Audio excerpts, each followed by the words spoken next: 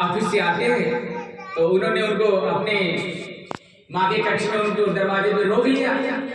बोले ये क्यों रहेगा बेटा, तो ये तेरी माँ चली जाएगी।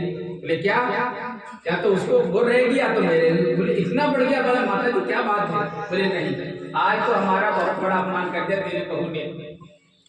उसको तत्काल, अब वो भाई कहते ना माता जी ने सिखा दिया, तो माँ बात की उन्हें आके पूछा भी नहीं उस नीलम को, उन्होंने 2-4 झापड़ उसको जड़ दिए।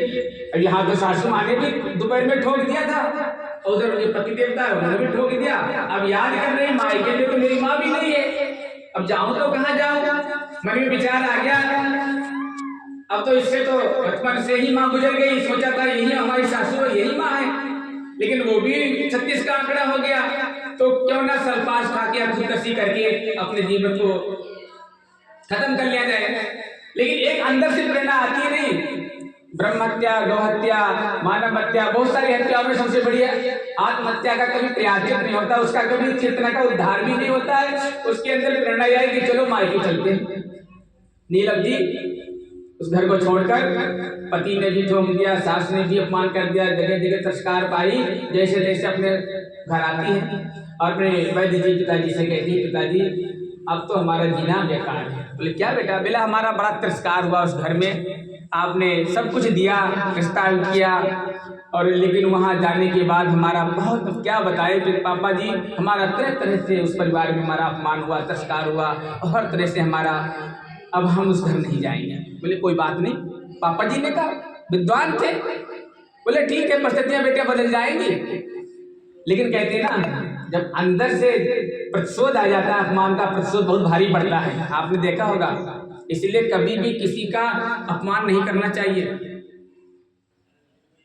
नीम कड़ी होती है वो भी एक दिन प्राण बचाती है।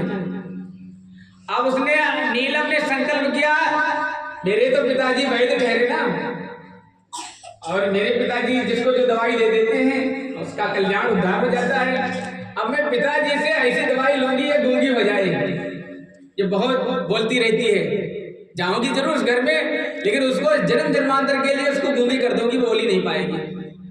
पिताजी से कहती पिताजी छोटी सी, आप कहते ना तुमको बड़े लाड प्यार से प्यारा पाला है, पोसा है, अब मुझे ऐसी दवाई दे दो, मेरी सास बहुत बोलती रहती है, लपलप जबान चलाती है, मेरा बड़ा तिरस्कार करती है, गाली गलौज देती है, आप मुझे दवाई दे दो, उसको मैं दवाई खिला दूंगी, उसकी गूंगी हो जाएगी, उसकी बोलते खत्म हो जाएगी बाड़ी।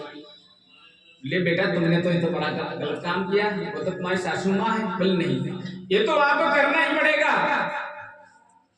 इतना लाचार, इतना विवश कर दिया। बोले बेटा तुम्हारी प्रतिष्ठा है, मेरी प्रतिष्ठा है, समाज में क्या कहेगा, कोई कहेगा कि क्या बात लाके खिला दिया। बोले नहीं।